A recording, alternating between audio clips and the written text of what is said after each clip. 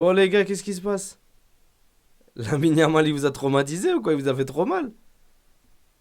On aimerait bien savoir. Salutations à tous, c'est Boiteg. Alors voilà, on se retrouve pour une vidéo dans le cadre des haters de Lamine Yamal. On a pu voir que Lamine Yamal, il se fait tacler de tous les côtés sur les réseaux sociaux par les anti-Lamine Yamal. Il n'y a pas d'autre terme, les anti-passionnés de football. C'est comme ça qu'on va vous appeler, les gars.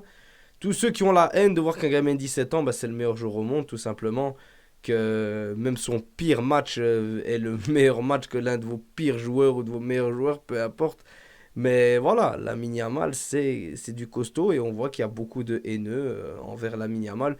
Et je peux comprendre quand. En fait, je revois un peu le même schéma que Messi. Les gars qui détestaient Messi, c'était les gars où leur équipe s'était fait tarter par Messi, tout simplement. Pas la Yamal, c'est pareil. Si t'aimes pas la Yamal, c'est parce que la Yamal, il t'a giflé ou il va te gifler. C'est ça le problème. Mais voilà, on voit beaucoup de choses négatives qui tournent autour de la Yamal, où on voit des gens qui le taclent par rapport à la National League en disant voilà, Cristiano Ronaldo il t'a calmé, il a pris la National League. Les gars, calmez-vous, tranquille, tout doux. Déjà, la National League, tout le monde s'en fout et vous le savez très bien. Et même si la Yamal l'avait gagné, on s'en serait foutu honnêtement. Parce que vous savez très bien à quel point cette compétition ne vaut rien. C'est comme la Coupe arabe, c'est comme la National League en Amérique du Nord, ça ne vaut rien. Ça vaut que dalle cette coupe. Sachez-le, c'est une coupe inventée par l'UEFA. Je ne crois même pas qu'elle est officielle au niveau de la FIFA pour juste remplacer les matchs amicaux. Tout simplement.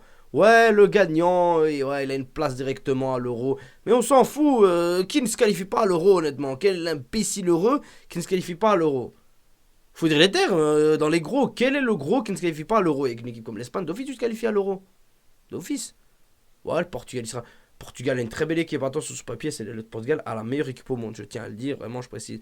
Mais toute cette haine envers la Yamal. Déjà, bêtement, le match par rapport à Nuno Mendes, il faut remettre les choses au clair. Nuno Mendes fait un très très gros match, un très bon match, mais la Yamal a eu du répondant. La Yamal, il l'a travaillé deux, trois fois. À un moment, il y a une action où il lui reprend la balle, il repart, il la perd, il lui reprend. Voilà, la Yamal, il a fait son match face à Nuno Mendes. C'est juste que oui, Nuno Mendes, c'est la défenseur qui l'a mis le plus en difficulté après le gros match de Carreras, surtout au 1-0 de Benfica enfin, 1-0 du Barça qui venait 1-0 contre Benfica, désolé. Donc voilà, c'est vrai que ça fait bizarre de voir la Yamal qui se balade pas comme ça, mais les gars, c'est fin de saison, hein, c'est fin de saison. Non, tu voyais bien qu'il était dans la retenue, tu le voyais bien, et c'est ce que j'aime beaucoup chez lui.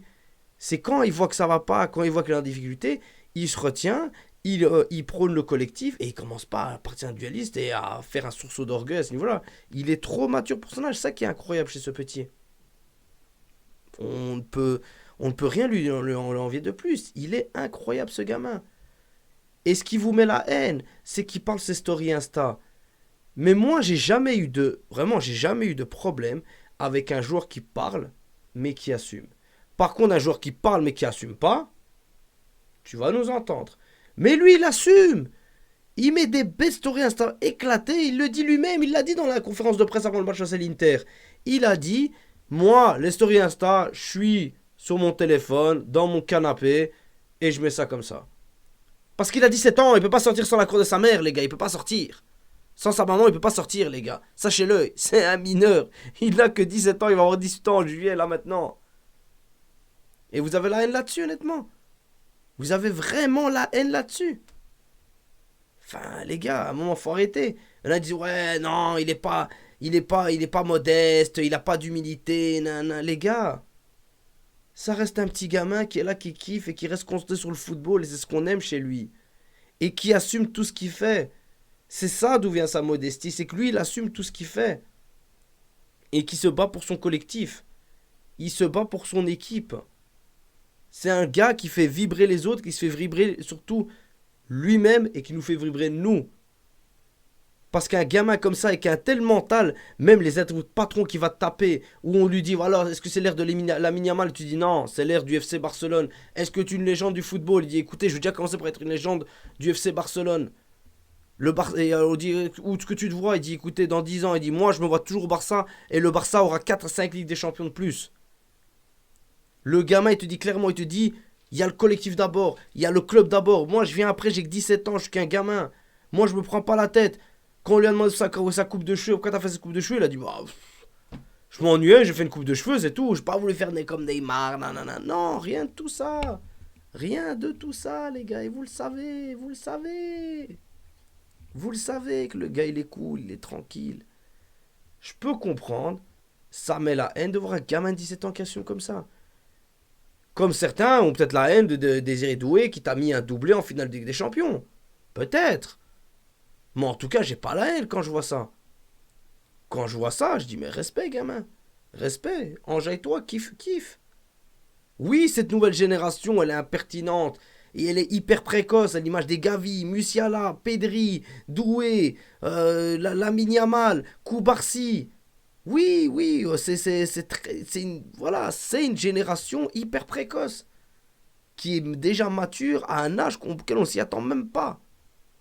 Mais ils ont été éduqués comme ça. Ce n'est que le travail et les conséquences, si on peut dire conséquences, des années prépassées. Ils ont vécu et ils sont évolués à travers les images qu'ils ont pu voir du football que nous on a vécu.